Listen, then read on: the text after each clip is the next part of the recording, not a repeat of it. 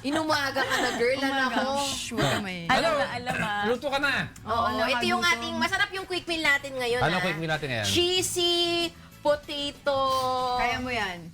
Cheesy kamote.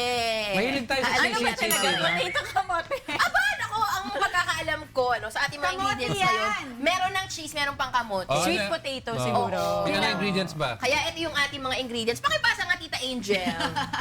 Meron tayong sweet potato, meron tayong cheese, condensed milk, meron din, and of course, mawawala ba ang ating flour, egg, breadcrumbs, at saka ang ating cooking oil. Yes! Siyempre, dahil Cheesy paano kamote tayo? balls! Alin. O, diba, may cheese ka na, may kamote ka pa, put them together. May balls ka na. You have cheesy kamote Kamote balls. balls. Yummy! Oh, O, tara, let's do this! Gusto mo tapos Mukhang mo, masarap Monica? ito. Wala lang, natutuwa siya sa akin. Oh, ayan. Tita Angel, yung ating kamote. Ilaga ang iboboil. kamote, tapos i-peel off yung yung balat ng kamote, at Yes. saka i-smash.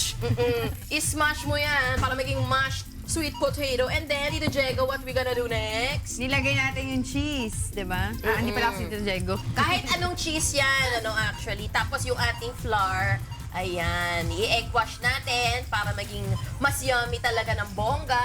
At yung ating breadcrumbs. Oh, egg Fry wash lang. sa kamote balls. Until golden brown. And ayan na ang ating cheesy kamote balls. May cheese ka na.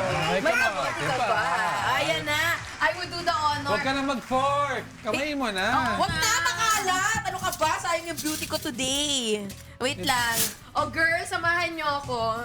Ikaw muna. Oo, ikaw nagluto eh. Ano ka ba? Umiiwas nga ako sa temptation na yun Tikman mo eh. muna. Ano Okay, lasa? fine. Eh di ba nga bago ka pamalengke, kumain ka na ng marami dito? Oo.